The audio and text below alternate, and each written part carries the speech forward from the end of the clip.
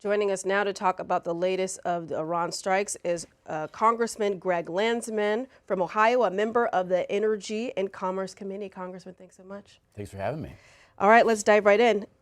Yesterday, the Senate took an initial vote blocking their version of that war powers resolution that would stop the president from ordering further strikes on Iran and require him to go before Congress. To do so, the House is set to vote on a similar version today. You are opposed. Tell us why. So we have an alternative war powers resolution, which I think makes much more sense. It says that you are. Yeah, that we've right, but that's not what's being voted on today. No, I would go through the differences really quickly. Ours says no troops. This is not clearly stating that. Number two, ours says you got a couple weeks to finish this operation. This resolution says you got to be done now. Do not finish the operation. Ours is very clear about staying in the region in order to defend our troops and our allies. This is not clear. So I'll be voting against this one today. Already failed in the Senate, so it's kind of a moot point, but I think it's important to say, look, this is not good policy. What's better policy is to allow the military and our allies to finish this particular operation, which is targeted just the missiles and the launchers and the ships. That's it, and then be done. And so that Senate vote failed yesterday, a 47 to 53 margin, roughly around party lines. Do you believe that after you take this vote today in the House, which you say you're opposed to, that the 30-day measure that you were talking about, will that also get a vote in the near future? Yeah, it has to ripen. That's the legislative term. So in order for it to be a privileged resolution, meaning it comes directly to the floor, time has to pass, and it won't be ready until the 24th. But at that point, I think most people will want to work with us and get that done. If it looks like this operation is going to take more than a few weeks or it's changing in any way. Now, I believe you have about 6 Democrats, including you, that's leading that second version of a war powers resolution, a more limited version, some would say. How has leadership responded? I think they understand the complexity of this and the fact that, this is based on my conviction that Iran has posed not just a threat. Iran's been a chaos machine. They cause mayhem and violence, and they've killed not only their own people. I mean, tens of thousands of their own people in January during the protests, but Lebanon, which I believe would be free. Beirut would be a place that we would be talking about. People would be going to. They fund Hezbollah, which has destabilized Lebanon. They're obviously going after Israel. They fund Hamas in Gaza. I think the Palestinians would have Gaza on their own with some sort of peace with Israel, but for Iran, they meddle in Iraq, Syria. They want this nuclear weapon or enriched uranium so that they can cause more mayhem. And what they were doing was they were stockpiling or building up their missile capabilities and drones to protect their enrichment activities. And so the window was closing in terms of our ability to stop them from, one, getting a nuclear weapon, but two, from building up such an air defense and missile capabilities. But how does that connect with the president who says that after the B-2 bombers last June, that those nuclear capabilities and their nuclear ambitions were obliterated? I mean, he continues to say that to this day. Yeah, it was the wrong word. And, it's frustrating to deal with something so serious and complicated with this president. Let me be very clear. I don't trust him. He has lost the trust, that whatever trust he had with the American people, a lot of the American people, and so it's tough. But what was true about the strikes was it did enormous damage to their enrichment facilities. In June. Yeah, okay. Sorry. But they have enriched uranium, and they are trying to build up a shield around that so that they continue to enrich, so that they can have a weapons grade they get to weapons grade levels, and they have a weapon that they can either use to destroy, kill hundreds of thousands of people, including Americans, or they start to extort us. I mean, they start to use that to cause more mayhem and chaos. I want to ask you more about some of the evidence that you've seen, but to your specific version of that more limited war powers resolution. Yesterday, Leader Jeffries said that he had not seen it. Have you spoken with him since? Have you showed it with him? Do you know? We've talked to Leader Jeffries about it and made our case. He made his case on his position, but no, I feel very strongly about this. I mean, I desperately want peace. Like I've wanted this since I can remember. When I was young and I was thinking about what am I going to do, career-wise, I remember very specifically watching Clinton shaking hands with Arafat and Rabin.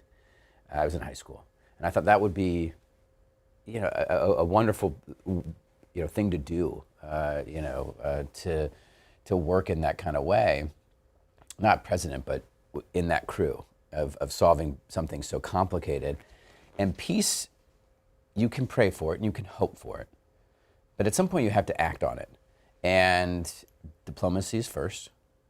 The diplomatic work was not going anywhere. I'm happy to get into that. And then the question is, would a targeted set of strikes help to achieve peace? I believe the answer is yes. Now, the president has said that the war could last several weeks. Looking now at a New York Times headline, it says Trump says war could last several weeks and offers contradictory visions of new regime. Pete Hegseth has said it could last 4 weeks, 5 weeks, 6 weeks, 2 weeks. So the timeline here is obviously fluctuating. Your extension would be for 30 days. That would theoretically be voted on by the 24th, so 30 days from there. Are you concerned about the potential for it to go longer? Yeah, I am, although I'm not terribly concerned at the moment. I think the objectives, as I understand it, and in the way the Secretary of State and others have explained, including the Joint Chiefs, so I'm listening to the generals. They're saying the objective is this: destroy the air defenses, the missiles, the launchers, the ability to go build more missiles, and the drones, and then the ships. That's it. And so if that's the mission, they're looking at the number of ships and missiles and launchers and where they are and how quickly they can get to them. And they're saying weeks. That's it. And once they're done, they're done.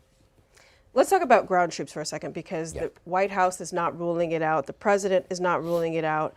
I wonder, in your bill, it prohibits a president from deploying ground troops without explicit congressional authority, except for cases of search and rescue missions and intelligence activities. Talk about why. Ground troops suggests a different operation, and this operation is limited. It makes sense. He has the authority, the administration has the authority to take a limited action without Congress voting, though Congress is going to have to vote on some sort of supplemental to backfill the munitions.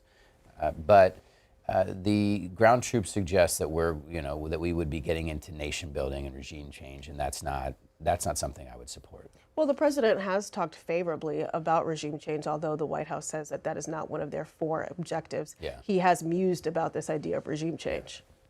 Yeah, I mean, look, I think everyone in the world would like a different regime, except for China and Russia. I think we would like to have a regime that is like others in the region, that is wanting to be part of the world, that denounces terrorism, that doesn't fund terrorism, that builds some sort of defense with its partners, right?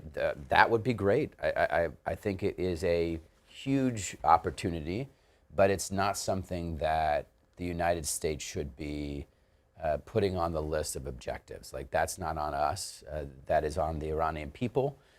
And we can create the conditions by essentially defanging, as Secretary of State Rubio said, getting rid of the military assets of this regime. That weakens them to such an extent that, yeah, there could be change. Now, before we continue our conversation, Congressman, I want to invite more of our viewers to join in on the call. Let me repeat your lines. Democrats, your line is 202-748-8000. Republicans, your line is 202-748-8001. Independents, your line is 202-748-8002. Start calling in. We'll turn to questions in just a few minutes here. I want to ask about lawmakers who are growing more concerned about Americans that are effectively stranded in the Middle East. We know that the administration says that they are working hard to get some of these folks out. They've already been able to bring home thousands of people and are urging others in the region that want to leave to reach out. Senator Andy Kim said this week that the number of Americans who need to get out of the region could grow if the war intensifies in countries now being attacked. He said that up to 1 million Americans may be at risk. Do you believe that that is the accurate number? No. And could, no? No. Why not? Well, because you only have a few thousand who are saying they're looking to leave now. And I think this is, the heat. This is the most intensive it's going to be. Maybe it'll get more intense in the next couple of days, but you're seeing them working through our allies, the United States and our allies, working through the launchers, the missiles, the ships, at which point you'll see, I think, less and less conflict and the airspace is starting to open up. Do you believe that military forces could be required to rescue civilians in the region if you see a more widening, not protracting? I would hope not, no. Yeah. And I wonder, in your first statement since the attacks on Saturday, you said that these strikes are targeted at military infrastructure with warnings to Iranian civilians to take shelter away from these military targets. Yeah. But US-based human rights activist news agency said that now more than 1,000 civilians have been killed in the first 5 days since the bombing started. 181 are under the age of 10. Do you believe that civilian casualties are inevitable? Gosh, I hate to believe that they're inevitable, especially with the kind of precision, that some of this stuff now has. So I would like to get to a place where it is inevitable. Not where it is not inevitable. Every attempt should be taken to not just limit, but to avoid any civilian casualty. And right now you have Iran indiscriminately, for the most part, launching missiles and rockets and drones, and they are killing civilians. And it's not just in Israel, it's not just in Tel Aviv or in Jerusalem, it's in Gulf states. And they just hit an airport in one of the countries for the first time. I don't know if it was Kuwait or Azerbaijan. Dubai. Yeah. So, I mean, they're indiscriminately doing it. The United States and our allies, very precise. It should be more precise. That's something that should happen moving forward with all the technology. But yeah, the civilian deaths are terrible. No one. I mean, I don't like the idea that any of it is acceptable. I don't. And have you heard anything else about the school that was hit? I know that the Department of War said that they are still investigating. Yeah, they're still investigating. I keep trying to find out, on my own, because it's awful what happened. It was, the school was right next to a base. Did the base, this is an Iranian missile silo or base, did the missile backfire and hit the school? Did somebody shoot at the base and miss the base and hit the school? Either way, it's awful. And I got to tell you, it's one of those things that it's hard to think about because I've got kids. They're not that young anymore, but the idea of, it's just awful. It's awful.